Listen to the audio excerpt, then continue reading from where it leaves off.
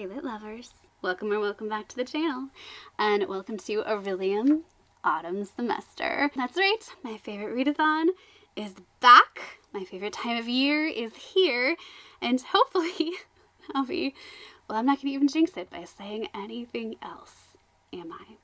But I will explain where I was, and if you don't want to hear about that, that's okay. I will put a timestamp so you can skip, but it was not a good summer. It was in fact a cruel, cruel summer. But where was I? Well, remember in the last video when I said my dad was going to be having some surgery? The surgery went fine.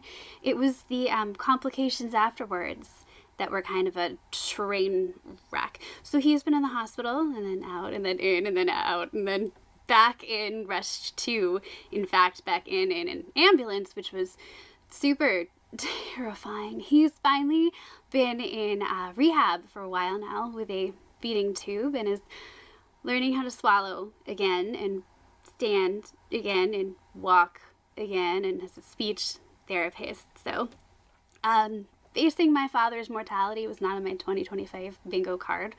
A lot of things weren't, including grinding my teeth so hard I broke my mouth guard 2 crowns and an actual tooth, which apparently needs to come out because if you break the root of your teeth, that's the end. So fun. Also other health complications you don't need to hear about, but yeah. So in case you were wondering, things super fun.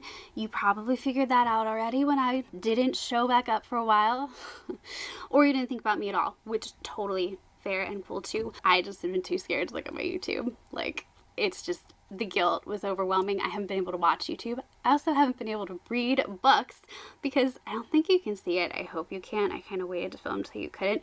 My dog scratched my cornea and I had a conjunctival, that's it, hemorrhage. Like, you know, in cartoons or like movies where they make the vampire's eyes red? Yeah, your entire eye can, the white part can get filled with blood. You can't really look at bright lights, which these still really hurt. I want you to picture when you get like photos taken with a flash, it's kind of like, filming is kind of like having a little bit lower version of that constantly. So can't read, can't look at screens, can't film. It's been great. I hope you've been better. I really do. Now, you don't need to hear the whole sob story. I am very glad to be back. Thank you so much to those who kind of popped in to check Mr. Horror Story, or I think at one point you changed your name, but that's who you are to me in my heart. Yesterday I was doing Summerween, and I didn't see that until literally today because I've been so afraid to even look at my channel. I felt so guilty. I have not been able to watch BookTube, and to Jess, who literally emailed me and was like, hey girl, I was looking for a sign, being like, can I do this? Should I do this? Should I go back? Am I gonna have another disaster if I do? I feel so jinxed. And on my birthday, 2 days ago, Jess, one of the people who I've known since I started this channel, emailed me and was like, hey, I just want to make sure you're okay, because usually when you disappear, it's like, I just want to make sure you're okay. Feel free to not respond. I'm not trying to pry, but like, girl, are you okay? And I was like, that's it. Oh wait, I have to come back. Now, welcome to Orilium. Orilium is of course hosted by the wonderful G over at Book Roast. This is its 4th year and we are all super excited. You can join at any time. I know it seems intimidating, but I will leave some links below.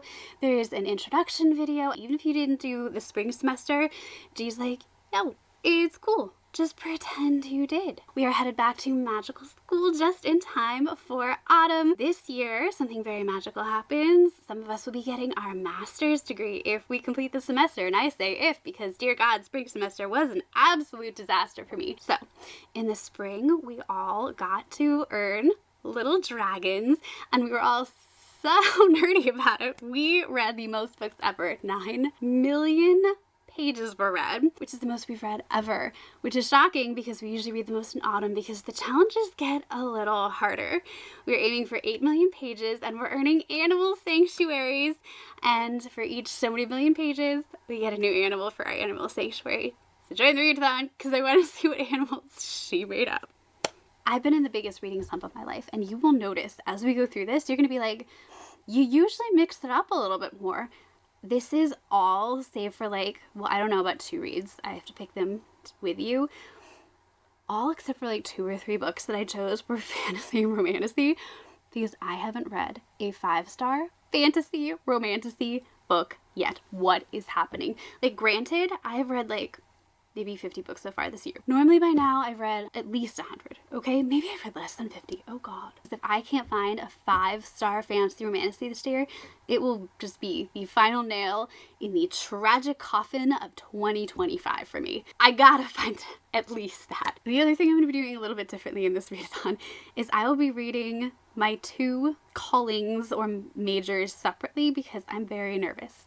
I've read way fewer books than usual, and I don't have any confidence in no disasters befalling me, especially now that I'm posting another video. If an asteroid hits the earth after I post this, it was 100% my fault, but we'll all be dead and you can't yell at me. So, okay, on to Beastmaster. Welcoming back my very first major, if you will. I have been studying to be a Beastmaster for, this is my 4th year, is that right? I think it is. Oh my God, that's right. I will be getting my degree, my master's, my whatever. This is it. This is my final year as a Beastmaster, a Beastmaster. Master. It is what it is, okay? So I have to read 7 books to complete this. For this semester, it's not just like take a class. No, this is when we get tested on our stuff.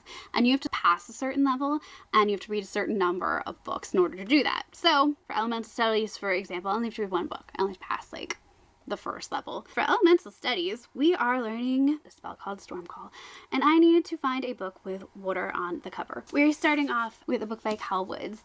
This is the first book that she has written after the Woods, which was an amazing retelling of Little Red Riding Hood. Feminist, political, amazing, pulled in all these other fairy tales. The writing was fantastic. I just had an issue with 1 chapter with like bear baiting, and like I couldn't handle it. She'll go to some uncomfy places, but luckily it was one of those things where like if you knew about it you could just skip the chapter, and some people were fine with it. This was just like, this is a me problem. But Upon a Starlit Tide is our latest, and The Little Mermaid was just my favorite movie forever and ever until I realized I've grown up and matured and become Belle. I'm very excited for this, and while technically there's not a ton of water, but there's some waves. I think I can get away with it. The back has waves.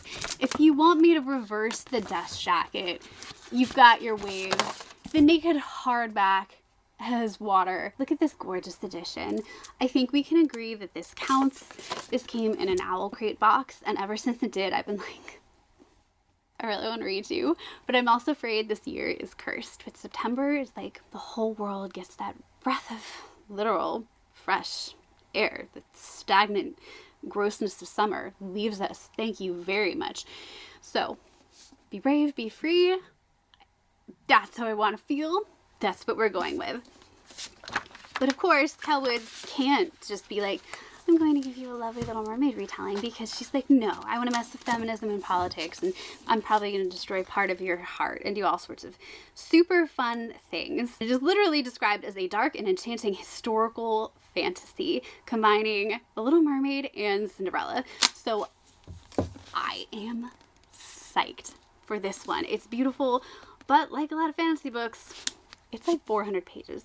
And this is where I fear I've forgotten the lesson that I swore I learned from spring semester. Don't read a bunch of really long books, but it's like small. You know, it's that like B format. We've got Luce, and her sisters are like all about the marriage, but she wants to sneak onto boats, and she's obsessed with the sea. And like the only one who can help her with that is Samuel, her best friend, and a smuggler, and that's how she gets onto ships. So like, got it, cool, wonderful. But then one morning her plans are, I'm reading this, blown off course, and unfortunately I don't think it's gonna be salaciously. When she rescues Morgan, who is the son of the most powerful ship owner in her land, and she's like, oh my god, I'm drawn to you, your sense of adventure. Also, can I attend your ball? Like, I like glitter, and like, it is to honor you in your safe return, and like, you would not have returned safely without me. For once, of flowers. I get it. That's in the book is like, yo, hey, we get this whole thing in the background with like, they are leaving the continent, taking their magic with them, putting the entire race and country at risk, because without them, like, the country could be attacked at any time. And all those shadowy secrets that were buried under the ocean are like coming to rise from the depths. Of course, Lucy has her own powers that are like coming to the surface, you know? So I want to see The Little Mermaid combined with Cinderella. Like, how do you go wrong? How do you go wrong? Two great fairy tales. Very excited. That is book 1 for Beastmaster. Now for Animal Studies, I need to get a D, which means I need to read 3 books because it goes O, Q, and D. O is for ordinary, Q is for qualified, and D is for distinguished. So for the first one, we are learning about hatchlings. We got dragons in the spring. It makes sense. We're learning about our hatchlings, so I need to read a debut novel. I reserve the right to switch this one out because I'm only picking this one because I'm super curious. Let's see if you can guess what it is. The author was kept secret, but it is said that it is an author who has written other famous works before. They're just trying out a new genre or a new style, whatever is going on there. And other people are saying that's just BS. They're doing this to drive up curiosity, and it's actually written by AI. And I want to know why people are saying that. And still others are saying that's total crap. I totally know who this is based on the writing style. So if you haven't guessed it by now, it is Silver Elite by Danny Francis. I'm not as intrigued, but the summary is I want to be.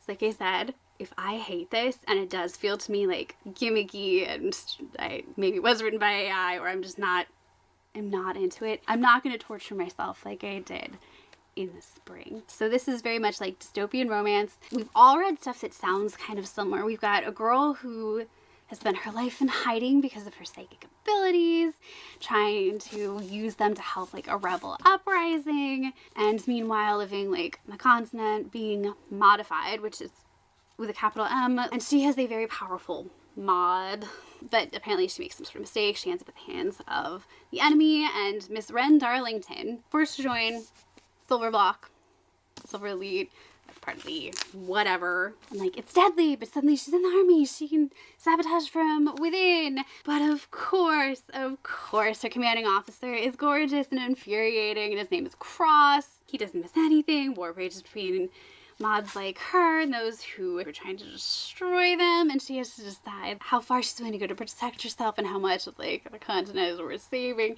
Like, it all does read really cliche, and I get why people are saying AI, but so many people gave this such high ratings, and I'm also like, did someone just put that AI thing out there just to create more intrigue and like scandal around it? That's what intrigued me even more, because we've seen authors write under other pen names, and I'm always like, if they choose to do that, I kind of want to give them their privacy. I kind of like, they've done that for a reason. But now I'm like, but I have another reason to read it, so it's not so bad, not so salacious. So I don't know. Now to get a qualified in animal studies, I need to study baby dragon care, which are apparently different than hatchlings. That was news to me. I needed to read a sequel. There were so many sequels, it turns out I was dying to read. This was the hardest category for me by far. It turns out I don't often read sequels on this channel because I'm usually so excited to try new books and books that I think you guys will be excited for that I typically neglect the sequels, because what if you guys didn't read the first book? Then you're not going to care about the second book. I do think about these things. So for this one, I picked Rebel Witch. I wish the Fairy Loot one was here, but I went and checked, and I was like, are you going to come in September? And they were like, we'll be arriving December or January. I was like, okay, well, that's fine. I do like reading these sizes better. Anyway, they're happy for my hands. And this is such a pretty edition. Like, I want that wallpaper. Oh, Owl Crate. So pretty. They don't do people well, though. Like, I stand by that. But if you didn't read the first book, this is by Kristen Chigarelli. This is such a fun one. I gave the first book in the series like 5 stars. I think I read it for the Goodreads challenge last year. Oh my goodness. It is about this girl who pretends to be this like vapid debutante when really by night she's like decked out in this, like, it's not a costume, but I'm calling it a costume because I'm like an ex-theater girl, okay? As the Crimson Moth, going around trying to save fellow witches who are being persecuted, because when are witches not being persecuted in her land? Meanwhile, the people going after the witches, one of them is in high society, and she realizes, oh my goodness, people are starting to suspect me. So she starts courting the guy, except he's actually kind of awesome and really hot. And meanwhile, he's like, oh my god, you're so freaking vapid, but I'm going to pretend to be interested in you because I think I see something under that facade in here. Are you actually, do you know something about the Crimson Moth? Could you? No. Wait, am I catching feels? Is she catching feels? Are we catching feels? It was so good, y'all. I had the most fun, okay? And it is YA. And for me to fall head over heels over YA anymore, so rare. So with this first book being 5 stars, I'm like, look, I am desperate to find a 5-star. Could this be? Could this be it? Like, Cal Woods, high hopes. Silver Elite, probably a stupid choice. But here, even higher hopes. Even higher hopes. And next, for my even higher hope for 5 stars, I will literally be shocked. Okay, like, push me over with a feather. I would make bets on this being 5 stars. I need, for my D, in Elder Dragon Care, I need to read the last available in a series. And I am so excited. I've been waiting for the right moment to read this book. Wisteria by Adeline Grace. Both books got 5 stars. Belladonna and Foxglove. I loved them both. The first one, beautiful, gothic, amazing. This girl, she just like cannot die. She like ingests these poison and she cannot die. And yet family members around her are dropping like freaking flies. What is going on? And then we've got like death personified and he's like lurking and he's kind of like mysterious and kind of like obviously going to be her romantic interest. How did I not lap that up? I did 5 stars. And then the next book, some people were like, I just wanted more of Belladonna. Like, why didn't you just give me more Belladonna? And I'm like, because you read Belladonna. This is the sequel to Belladonna. We had another character who came in and another love interest who came in, and she's a little brighter, sunnier, a little more like, I don't know, me. So clearly I was enchanted. And I can't wait to see how the story ends. I can't wait to see how the story ends. And I am devastated that there is a tiny bit of my page that came. Can you see that? Like, there's a tiny chink that is like chipped off of my sprayed edge. And I'm positive it is my fault because I am arranging and rearranging the library. It's fine. It's fine. Can you put books in a bathroom? No, you can't. Can you put books in a dining room? That's future Kristen's problem. Anyway, if any book is going to give me the 5 stars, fantasy romancy, it's this one. I bought a freaking dress with Wisteria on it, okay? I'm ready. Next up is alchemy. I need to learn how to make liquid sunlight. I'm pretty sure I've developed a literal allergy to the sun. Like, I'm out there for 5 minutes and I feel a burning sensation. If I'm out there for much longer, I get a rash. And I don't mean sunburn, I mean a raised literal rash. That is how pale I am. That is how pathetic I am. So, right, I grabbed, you're gonna argue with me on this one, and that's fine. That's fine. You probably should, okay? I grabbed Heart of the Sun Warrior. It has the word sun. This is clearly supposed to be a sun. There's another edition that has a sun. The Naked hardback has a sun. You're going to notice a theme here. I'm going back to my roots, back to the beginning, back to rediscovering my love in any way I can of this genre. But she was the first Asian mythology I'd ever read, ever. And I was blown away by her writing, blown away by the mythology itself, blown away by the pacing of the book. I've never read anything like it in my life, and anything I've read similar to it has always gotten 4 stars or higher. But she's the OG. She's the amazing one. She can give it to me. She can do it, and I'm really excited. But it's really long. Like, it's so long, and like the pacing is slower, and I do have to be in the mood for these. Like, I have learned that about myself. If I'm not in the mood, it's not gonna hit, and I don't want to waste this precious book. So I also grabbed, and I didn't do this a lot this time. Don't worry. Trial of the Sun Queen. This is the rising sun, right there at the bottom. Has a sun on it. Like, definitely counts. Sun is setting. I've heard good things. It's a gorgeous cover. Like, tell me this does not scream like Beauty and the Beast coded coloring to you. Like, they had to do that on purpose. This is Midnight Whispers edition. Oh my god, I'm so excited for them to do the rest of the series. We finally found out they are. But these are my 2 options. This is also much shorter, so I'm bearing that in mind too. But very excited for one of those 2 books. I can't tell you a ton about Heart of the Sun warrior because it is the second book in a duology. Just know that daughter of the moon goddess to daughter of the moon goddess, and she falls in love with a sun warrior, and there's this like star-crossed couple, and eventually she returns home to her mom who lives on the moon, and he is clearly like star-crossed lovers. Like, oh my god.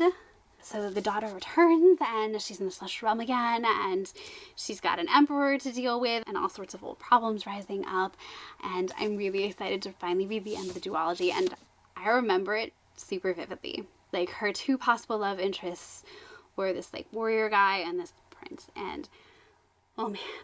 Now, was I rooting for the prince a surprising amount of the time? Yes, but guess who, like, I guess spoilers, but if you haven't read this book from like 5 years ago, sorry. Try the Sun Queen is a very classic romantasy trope. You've got a girl who's a prisoner who ends up getting thrust into these trials to become the Sun King's queen. It is part of, I think it's ultimately a quartet. I've heard it's got some decent smut, which always makes me excited. And of course, it's like one of those, like, if you lose, well, you lose your life kind of trials. So super fun. Next up, I need to take Restoration, and I need a Q, so that's gonna be 2 books. First, I need to learn how to make the Unbroken Focus Tincture, and oh my god, if I could learn any one of these things for real. Do I have ADHD? Looking around this room, either that or I never learned to clean as a child. This was shockingly hard to find, a book told in single POV. Now, I don't know if this is a me problem or a romantasy thing in general, but I don't really like books that are told in single POV. I actively seek out and prefer books that are multi-POV, regardless of genre. No matter what, I want multiple points of view. So this was a challenge, and I just kept searching books that I was interested in reading until I found one, and I had to go unbox one to get there, which is just sad. So welcome to a surprise unboxing of Fairy Loot's adult box from May. I didn't actually bring the box because the box was damaged, and I realized, oh my god, I should have checked this a long time ago. So we're gonna find out together if the book itself is okay or not. The Knight and the Moth. All I keep hearing about is this book. And I was like, what is with moths? What is it with moths and butterflies? We got the Crimson Moth, we got Quicksilver, we've got all these books with freaking moths here. Okay, I get it. I don't get it, actually. And then I looked at the author and I was like, Rachel Gilliag? There is no way this is not going to be at least 4 stars, right? One Dark Window, that duology, 4-star, 5-star. It's gotta be great, right? It's gotta be great. Why is she blind?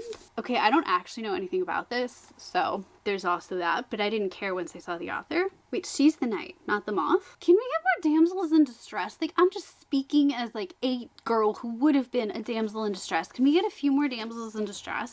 Oh, it's pretty. It's pretty, y'all. What is that? What is she holding? A mallet, that's it, and a stake, a train stake. Oh, I bet it's not used for trains. She's pretty. She's very pretty, but people freaked out over this edition, and I'm like, I'm not gagged by it. My husband hates when I use that phrase. I'm sorry. I have the letter from the author. Thank you for your continued support always, girl.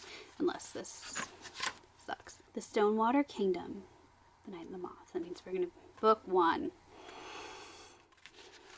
God, standalones are so hard to frickin' find.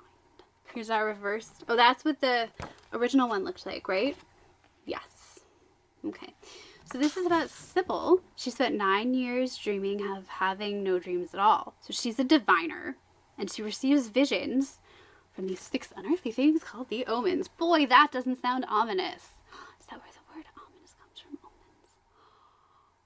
So from them, she can predict terrible things before they occur, and lords and common folk like travel across the kingdom's windswept moors. Oh, even the summary has the, like, yes, to learn the futures by her dreams. I love this already. She's going to give us amazing magic systems that are a little different, that we don't see elsewhere. Do I already miss the like divination and tarot card stuff a little bit? Yes.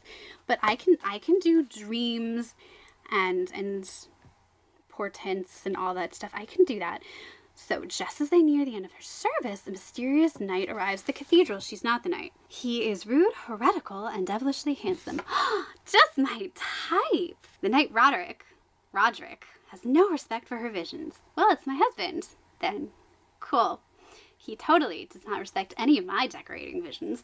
So, oh, but then her fellow diviners begin to vanish one by one. She needs to seek his help in finding them.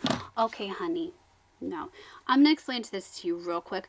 When nothing is going wrong and then a man shows up in your life and people start disappearing, I have read enough murder mysteries to know, like, one, maybe she had a dream that told her that it wasn't him. I don't know how that. But outside the cathedral's cloister is wrought with peril. And it's like lascivious men. Oh no, what will we do? Maybe it's that she's blindfolded. She just can't see the lustful glances. Only the gods have answers she is seeking, and as much as she'd rather avoid his dark eyes and sharp tongue. Only a heretic can defeat a god. Oh no. No. That's what he looks like? This is the guy we're losing our minds for?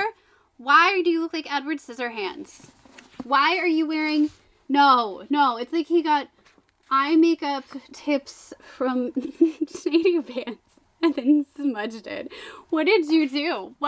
No, I can't even say that. This is pure, like, I am a goth. Are you also hiding terrible eye makeup beneath your blindfold, girl?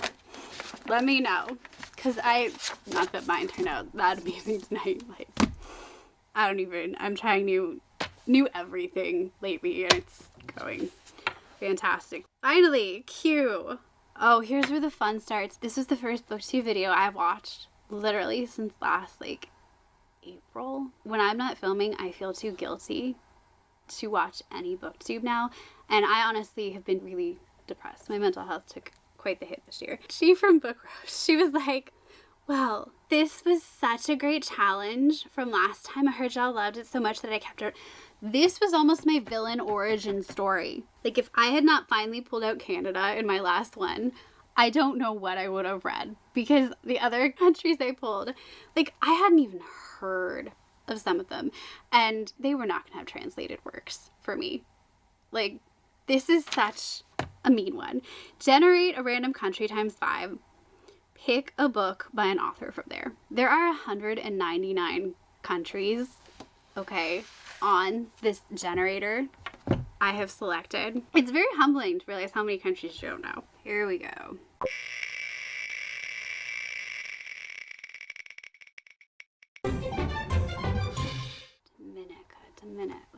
Dominican authors. Okay, Juno Diaz. I've heard of Juno Diaz. This is How You Lose Her. Oh, these don't look like uppers. Let's try Slovakia. Oh no. The most famous they're bringing up is a revolutionary poet from the 1800s. And I can't pronounce anything. It doesn't look like it's translated. Let's try Colombia. I feel like Colombia is going to give me a good author. Gabriel Garcia Marquez. I've read one of his books. Obviously, I know 100 Years of Solitude. Love in the Time of Cholera. I have kind of always wanted to read that. Do I have it? Hang on. Okay, the only one I have is Chronicle of a Death Foretold, which I have read, and I don't want to do a reread, even though I don't really remember it, so it might not be the worst. It looks unread. Alright, we'll say maybe for these. Oh, go back. Nope, I looked up the wrong country. Dominica is a country in the Caribbean, and I found an author there I'm kind of interested in. Phyllis Shand Allfrey wrote several sort of romances, including one called The Orchid House, which sounds pretty good. It's an autobiographical account of her life, and it was adapted into a miniseries for the BBC during 1990. It's a portrait of the shrinking white class and wealthy Dominicans who face changing social conditions of the Caribbean post-slavery with anxiety and excitement. It's about 3 white sisters in the orchid house on the island of Dominica that observes each of them fleeing to the cold northern islands of England and America only to return to their magical past and the man they love. A romance from the 90s. Alright, I'm gonna order that, and I'm gonna order Love in the Time of Cholera and 100 Years of Solitude. They're all kind of classics, and I want them in my collection, and we'll just see. That could have gone a lot worse. Like, there were books in English, and I'm intrigued. I have options. Okay, so those 7 books are my Beastmaster books. And if I read these, I'll be a Beastmaster master. So I'm going to do these first. I have to read 12 books for Wilde Form Druid. And if you're doing the math, that means I need to read 19 books, which is like half the books that I've read this entire year so far. So I am really nervous. But I have a new policy. If it's not clicking, change it. So first, animal studies again. I need a D. Again. I'm gonna be immature about it. Again. Oh, Hatchling's debut novel. I'm really excited for this one. The Rose Bargain. Look how pretty this book is. This is such a me looking book. This is Sasha Payton Smith. I'm pretty sure this is one of the Hermione fan fiction books. Or no, that was Rose and Chains. Or are they both? Who knows? There's so many Hermione fan fictions. I need to do a video just on those books because I can't even keep them all straight. Who's so excited for Alchemized next month? Not me. But this takes off with a slightly creepy premise. We've got the season in the Tons, sort of. Girls are lining up in exchange for things that will win them suitors. Give up all your memories for the ability to play piano perfectly. Give up a finger for the perfect smile. Who needs a finger? You're wearing gloves. Who cares? Yeah. Getting a little creepy already because of course we're gonna have fae. You know it's fae when it's those kind of favors. Just tell me you don't already know that. Look at this, look at this, look at this. Oh, I'm so excited. Look at this. It's so pretty. Look at this book. Oh my god, I'm so excited. So we've got Ivy Benton, and she is planning to use her bargain with this immortal queen, you only get one apparently, to find out what happened to her sister Lydia. And her disappearance is the thing that kind of like messed up her family. It like ruined their reputations. So it would move her ahead in the marriage mart if she was to succeed in finding out. Look at the foiling. Oh my god, this book is so pretty. I'm fine. But alas, when she arrives to solve that whole being cast out by polite society thing, the queen's like, yo, I got an announcement. I'm going to have a competition for the hand of my son, the prince. Talk about a Cinderella moment. Ish. He's a fae. He's a prince. His name is Brahm. What could go wrong? Obviously, you marry a prince, like, you're gonna move up in the social circles and be absolutely fine. This works, too. You don't get your sister back? Have you thought about that? Apparently not. But, of course, all the fae balls. There's, like, a catch. Vicious competitions, dangerous alliances. We all know the fae world, kind of, at this point, I hope. Also, not to mention, his irresistible brother, Prince Emmett. Would we like to see Emmett? Here's Emmett. Enjoy Emmett. And then, of course, she realizes that at the center of the whole thing, there's this plot that could destroy England and, like, her heart and, like, what's more important. It's one of those. I'm not getting Draco Malfoy here, so I think I'm just thinking of Rose and Chains. Lots of roses lately. Did you ever notice how we get certain trends? There was the foxglove trend for a while. Like, if we're just going to count poison flowers as a trend, my god, it never ends. Speaking of poison flower trends, here we go. Baby Dragon Care, a sequel. I'm finally freaking reading The Hemlock Queen. I was shocked when I read Hannah Witton's first book in the series, or The Foxglove King, and I loved it because it definitely has some very macabre elements, and usually that's not my thing. Like, it was definitely like that borderline of like, we're reanimating things. Do we really want to be doing this? There's some more death than I would like here. Our girl has death magic. What are you gonna do? Will that be helpful to the king? Yes, it would. Great, go live in the castle. Kind of how this all gets going. I think we have a thing.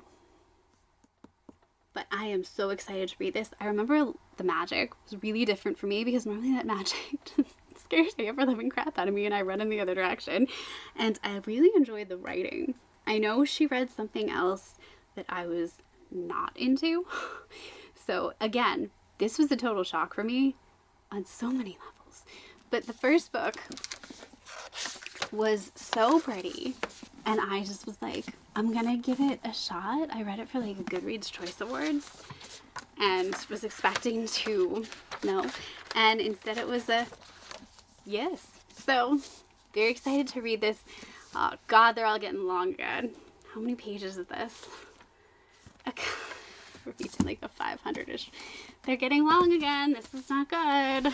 This is not good. This is not good. Okay. Remember how last time it was like 2 5-star books? Gotta follow it up with another 5-star.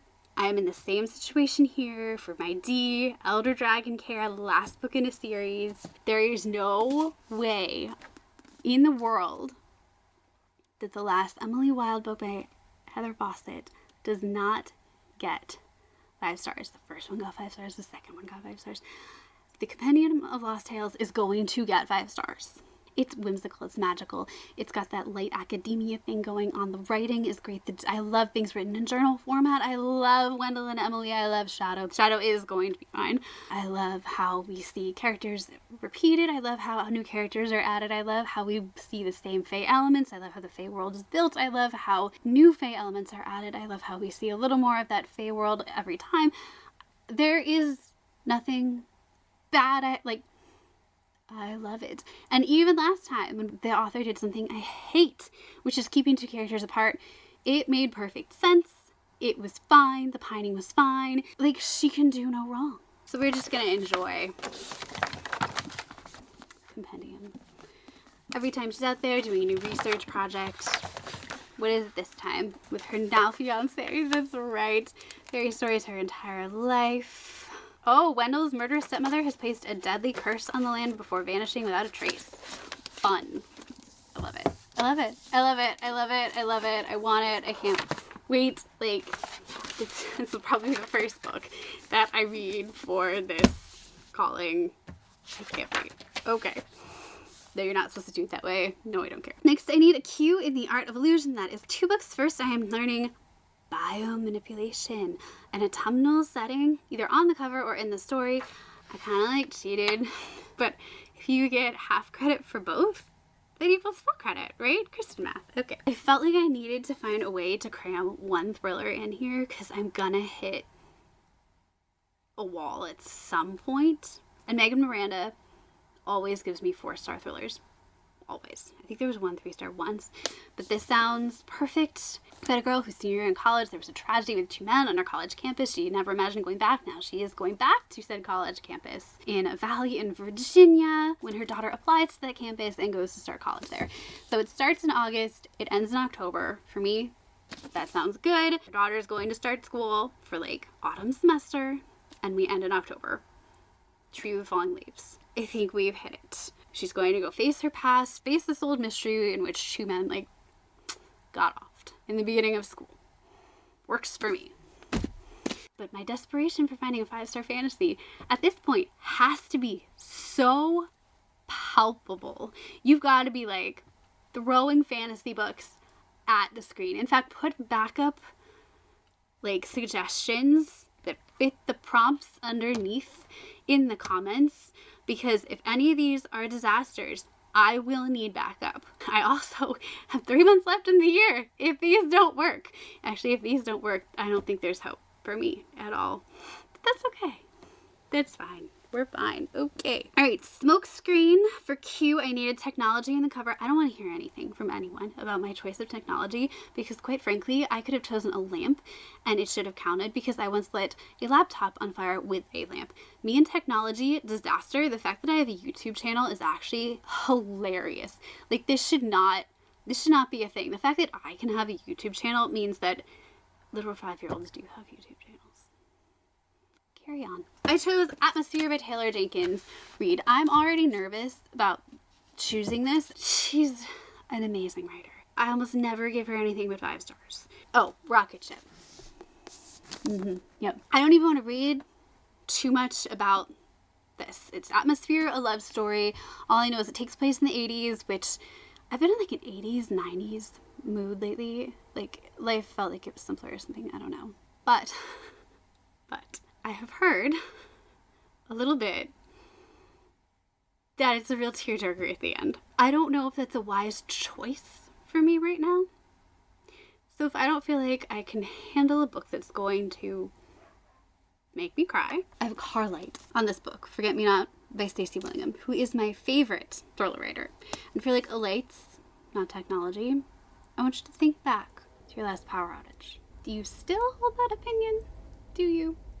Didn't think so. So that's just hanging around on the back burner. It's about a girl who is on summer vacation. She stumbles across an old diary that she finds in a vineyard or something. And she starts to find a bunch of like crimes described in it. Only they're really, really detailed. Maybe they want to solve them, but they're all unsolved. So, and then also she had a sister who disappeared, and she's starting to feel like that disappearance is somehow connected to these unsolved crimes. I'm dying to read this. I will survive if I don't get to read it until October, but favorite thriller writer. We'll see where I am emotionally. But for now, next up I needed astronomy. Ironically. And I need an O. It's just one book, and I'm learning about invisible stars. So I need a character with an invisible illness, and shout out to Dee for picking this one. I almost went and chose All Is Well by Mona Awad because the main character struggles with chronic pain, and then I was like, you know, I really need to escape this right now because the pain scale is not in a good place right now. The headaches are nothing is in a good place right now. I ended up choosing a book that I'm so excited about. And it just arrived. So y'all know I'm obsessed with Avery. She's one of my favorite authors. This just came in. This is signed Waterstones exclusive. It is actually signed. Like, it is signed. This is A Theory of Dreaming. This is like the sequel to A Study in Drowning, which you all know is one of my favorite books, like top 10 of 2023 when it came out. And I looked it up, 239 books that year. That says a lot. And I still remember it so vividly. That book, her writing just... But we are facing a main character here. I don't want to give too much away. So we're back to that dreamlike, dark academia world. And this is such a direct, like, right after A Study in Drowning. I don't want to, like, give too much away, but that main character, for reasons, is really struggling with, like, anxiety and PTSD. And, like, girl has some issues for some very legitimate reasons. We saw in like the first book that was also true, and she also potentially had like schizophrenia and some different things going on. Like, all of it was part of miring us in this what is real, what is not world. But anxiety and PTSD for sure. So this completely fits the prompt, and we are following what happens after the ending of the last book. I thought the last book was a standalone. It works as a standalone. I have no idea what is going to happen in this book. I mean, that's not true. There was very clearly an opening if she wanted to take it. 2 openings that I could see very interesting things happening for. But what are you going to do? What are you going to do to it? Like, I'm nervous. This could do so many things to you emotionally. I don't do what you want to me, Avery. It's fine. It's fine. Next up, restoration. We need a D, so 3 books. So many D's in my life. Alright, for this one, I don't have the physical book, so I'm going to throw in a placeholder for like the photo at the end. We need, again, Unbroken Focus Tincture. Freaking wish. Single POV, and for this, I am not reading the synopsis for this. I'm not. I just knew that it had shipped, and I was hoping it would be here, but it didn't get here in time. But I'm so excited to read this because I have never given R.F. Kuang's books less than a 5. So Katabasis is on its way. It's the cover with all of the stairwells. I know that we've got dark academia. I'm sure she's going to give us some sort of political commentary, a commentary on society. I don't know if she's going to go as hard like with Babel as she did with like the colonialism thing. Usually she does have some form of like an outsider looking in, and she does have some sort of like minority, majority, classist, racist, some sort of exploration of those themes. I just wanted to look up the word Katabasis and see if it meant anything, but it's not really bringing anything up except for the, oh, it came out today. Mine just happened to ship a little early, but it still didn't get here before on the release day, so bummer. But it's not bringing up anything, but I'm excited. And if you're like, did you really order a copy when you know it's in a book box? I did, okay? I did. I wanted to get it as soon as possible. It was coming out right around my birthday, and I wanted the Barnes & Noble special edition because I knew I was going to end up wanting to read it for this readathon. So I ordered it months and months and months ago, hoping to fit it into this. Now I need continental remedies again. Generate a random country times 5. Pick a book from there, from an author. So we're going to do this again. My husband's gonna strangle me because we're in the frame the whole time. He is gonna flip and murder me.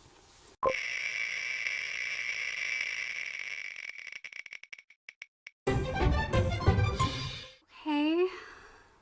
Maybe there's a nice Taiwanese author who wants to help me out here. Okay, at least some of these are translated. Please don't make me. I have the most beautiful edition of Anna Karenina, but like, wait, I have this book. I want to read this book. I just got this in Book of the Month box not that long ago. From a former Taiwan Fulbright Fellow. Traces the lives of lovers separated by war and diaspora, recounting the fight of many from China to Taiwan during the Chinese Communist Revolution and the cause of this migration eventually landing in the U.S. Yes, yes, yes. Wait. I got one! So this is called Homeseeking by Carissa Chen. Oh my gosh, you guys. This is totally... Don't leave me in here. Apparently I did. Sometimes I throw bookmarks in books I'm so convinced I'm going to read, and I never do. Splits are tied between New Jersey and Taipei, Taiwan. It's meant to be! This is huge. Okay, they're almost 500 pages. Homeseeking. I have been meaning to read this. I've been wanting to read this.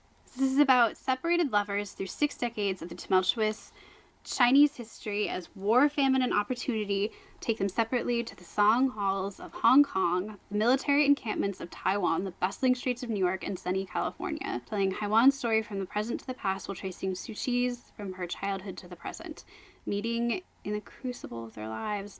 Oh, we've got almost like a 5 years thing going here if you know musicals. Okay, look at that. Oh, I'm so happy. Okay, sold. D, Magical Rehabilitation 101. Give an author a second chance. Okay, this kind of counts, but kind of doesn't, but kind of does. But I've been trying to find a way, I tried really hard to find a way to fit in my like Order of the Crescent like book club book. So I picked A Sorceress Comes to Call by T. Kingfisher. So I've read one T. Kingfisher book, and it was like, not even YA, it was middle grade. The Magician's Guide to Baking or something. I'll put it up here. And like it had some really dark, creepy elements, and I was like, if this is middle grade, I don't think I can go on any further. And reading descriptions for all the other books, I was like, these have some dark elements. I don't think I can handle this. This is really a little much for me. And I kept putting them off, and people kept telling me, no, you can handle it. And especially when I unboxed this, everyone was like, oh my god, no, you'll be fine. It's great. This is the one you should definitely give another try. It's just a retelling of The Goose Girl. You'll be fine. Does that look fine to you? I'm an animal person. Does that look fine to you? And everyone's like, you should give it a try. You really should give T. Kingfisher another try. You're gonna love the writing. It was like, the writing was not the problem. Was not the problem. So I've been terrified to read T. Kingfisher again because I'm afraid, okay? I'm a chicken. I'm a freaking chicken. Bok, bok, bok, bok, bok, bok, bok.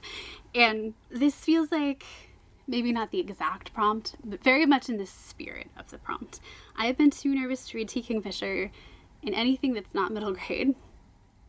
And again. And everyone's telling me I need to read this, and I've been too scared, but I'm gonna give it a go. It doesn't sound that bad, you know, sort of. Like, the house doesn't have any doors, there are no secrets, her mom doesn't allow Cordelia to have any friends unless you count her mom's beautiful white horse. She's only free when she rides the horse. Her mom forces her to be silent and motionless, sometimes for hours, sometimes for days. Like, it just, the description keeps getting eerier and eerier, right? Other mothers aren't evil sorceresses. Yeah, no, that's true. And then her mom moves them into a house with a wealthy squire. And Cordelia's happy for the first time, but she knows her mom has plans that keep getting darker and darker, and she needs to figure out how to face the mom who raised her to save the new people who feel like family. I am not Falada. I am not her creature. I do not belong to her. See, like, everything about it just has that little sense of eerie creepiness. And that's just the description. Like, I'm nervous. It's a beautiful book. It's a gorgeous book. I own it. I've been saying I should read it. I'm gonna read it. I'm nervous. Alright, shape-shifting. Camouflage practice. Genre blend. And I was like, does Romanously count? I feel like that's its own genre now. And although G listed it as an option, I just feel like it is its own genre now. I really, really do. So I went with something very surprising, totally out from left field. I don't know what happened. I think I was thinking about going back on Goodreads because I noticed I had a bunch of notifications and I was like, oh my god, I've been ignoring everything. I feel so horrible. And I noticed this was one of the like most popular, this book had just like blown up. So it is a genre blend of literary fiction, climate fiction, thriller with elements of mystery, nature writing, and dystopian fiction. Did I pull this off or what? So you may recognize Charlotte McConaughey's name because she wrote Migrations, which I've been meaning to read forever, and she also wrote Once There Were Wolves, which I was going to read, and then someone told me, Animal Lover, put the book down. Luckily this one's about people, so I should be fine. This one is about the Salt family, and they live on this super tiny island not too far from Antarctica. Why is that so hard for me to say? Antarctica. There we go. Not too far from Antarctica. And then suddenly they have this really bad storm, and this woman just mysteriously washes ashore. How? Why? I'm assuming from a boat, like you were living on Antarctica. Ooh, I said it this time. So obviously they've been really isolated, but as they nurse back to health, they're like, hey, maybe you're just what we need. A mom and a wife. Oh, wow, imagine that. And Rowan, this woman, who is like single and alone forever, is like, sure, maybe. But of course, she's not telling the whole story about why she was setting out for their island. And then she discovers these like sabotage radios and like fresh and dug graves. She's like, oh crap, you're keeping secrets from me. That's reassuring. And of course, around them storms are gathering strength and force, and they're like, okay, can we trust each other long enough to just like protect the precious seeds in their care? Because apparently this island is like the world's largest seed bank. This is environmental like protection fiction. So saving the world one seed at a time. And like obviously they're gonna see if they can put everything behind them to create this new little family. That feels symbolic, doesn't it? It does feel a little symbolic. It's fine. This is apparently like one of the most popular books of the year. I'm curious, and if so many people have rated it well, it's gonna be in the Goodreads Choice Awards. And what I learned last year is if it's in the Goodreads Choice Awards, I'm probably going to love it because I'm a basic little wench. So I decided, why not? I think the autumnal colors were just like getting to me, and it almost made it on the list multiple times. Like this was just in my head. It almost made it for the autumnal cover. It almost made it for the next challenge. It almost made it for the one with Wooder on the cover. Like it was constantly there, and finally I was just like, fine, here you go. In this slot you land. So there we are. Q is analyzing DNA. So the title has to start with the letter D, N, or A. And I didn't count the, I felt like we weren't supposed to. So I chose The Never List by Jade Presley. I am very excited for this. So this is one of those cute little like Red Tower books that are illustrations. And you know what was missing? You know what I've been missing? A Why Choose book. One girl multiple guys. I don't even really care what the rest is about. 4 princes, even better. That's right. 4 immortal god princes find their fated mates, or the kingdom will fall. 5 women so far have tried, and 5 have failed. And tonight in the royal city, the princes need to find their chosen. Hope she can survive the transformation that will make her immortal. That sounds less fun. Riley Gray is not supposed to be there. She snuck in for her own dark reasons, but they claim she's it. Good luck stealing whatever you're trying to steal. They have no idea she's concealing a secret big enough to damn them all. They'll have to use every delectably wicked skill they have to make Riley fall for all of them, or watch their kingdom collapse. Tell me that it's not like salaciously, deliciously, scandalously, wonderfully fun. Like, don't you just sometimes just want, like, it's smut. It's smut times 4. We're not even trying to hide it. We made up a plot, but like, it's 4 guys seducing 1 girl and we're gonna have fun with it. If your answer is yes, I suggest never listen. Actually, can't recommend it yet, but boy do I hope it's fun and good, because you're invited to the choosing, where you could win the heart of not just 1 prince, but 4. I'm excited. Are you excited? I'm excited. And the last book on this list is the most special. And you're like, special, you say? Well, first I get to feel like an idiot, and then I get to feel aw. So yes, special. I needed to find a book. Formation doubles. Multiple point of view. I picked Warrior Princess Assassin by Bridget Kemmerer. Now first you're gonna go, isn't this coming in a special edition book later? Why would you buy this? Yes, I didn't buy this. My daughter wanted to buy me a book for my birthday. She bought 2. One by Lucy Squire, who's the very first author that I talked about ever, I think, on this channel. At least the first photos I took were of a book by her. And the second one was this one. So, aw, yay. It's by Bridget Kemmerer, and I did like A Curse So Dark and Lonely very much, although it was a little YA. This is our first adult book. So excited. But I thought, ironically, given the prompt, multiple point of view, that it was about a warrior princess assassin. But it is about a warrior, a princess, and an assassin, which if I had just looked at the back, who should you trust, who should you love, who should you kill, I might have figured that out a little faster. But she did what we do, I will cover her name, when we buy each other books, and she signed it. I don't know if you can see that, but it's the year, and it says happy birthday, Mommy 2025, love, my daughter's name, and a little heart, and XOXO. So, even more special than whatever special edition is on its way, although this is super cute too. For anyone who's ever felt lost and alone and found sanctuary in the pages of a book, this story is for you. Perfect. So we've got a warrior who has fire magic, a ruthless reputation, only now his land is slowly burning and he needs to enter a marriage alliance with the neighboring nation, whose royal family can manipulate weather. Take out the fire. Got it. Princess. Her home needs protection of a fearsome warrior king, but she's hiding the fact that her family's magic is fading. She really wants to run away with her childhood friend Asher. That's super tempting to her, but she also knows she's her kingdom's last hope. So she is sort of surprised to discover that Kai, our warrior king up there, is kind of compassionate and sharp-witted, and sets her heart aflame. He must play magic. I'm sorry.